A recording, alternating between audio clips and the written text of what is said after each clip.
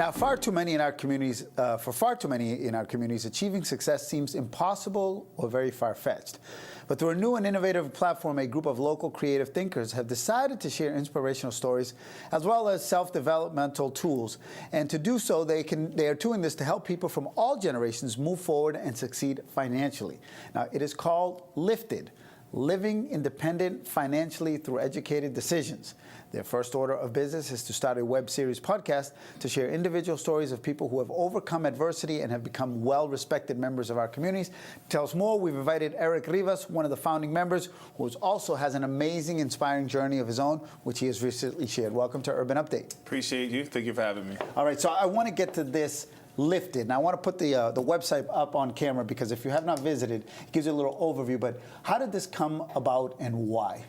So for me, I've got a lot of history in banking, right? So I started in banking at a young age, and I learned so much in banking that I couldn't understand why having this information got out there. It's for all the youth, young adults, I need to be able to understand finances better. So that's kind of how it started. I just learned so much, and I wanted to give back. I wanted to get some of that information back, and I have a good support system, and they all asked me to start something like this, and I'm more excited to start it. All right. So how do you describe it? This is a platform. How do you encourage? How do you inspire? What's the vehicle here? Using some videos?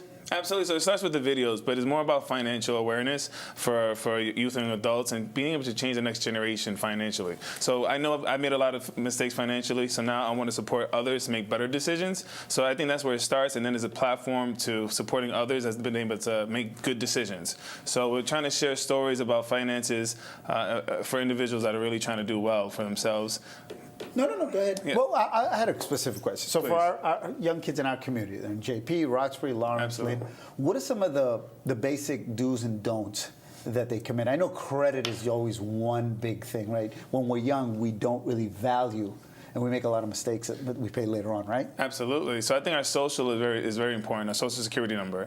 And I think anytime you give that out, you should be aware of where it goes, right? So I mean, if you grab a cell phone at 18 and you don't pay that bill, it's going to affect your credit. So just right out of high school, going into college, getting hit with credit cards, getting hit with phone bills, getting hit with all these different type of bills that you have to pay back. So these are services, and if you don't pay the services back, you will affect your credit, and then that's going to affect you long term, right? So to get that mortgage, to get that home equity, to be able to do what you want to do, start a business, you can't really do those things because you're already behind the 8 ball. So we want to make sure that you're ahead of the curve and you understand finances and you appreciate your money, because once it leaves, it never comes back. So it's the mentality of making sure that they hold on to their money, they invest their money into good places, and then understanding that there is an opportunity out there to do good things. So that kind of pushes them I along. want to take folks through your personal journey. I found it amazing.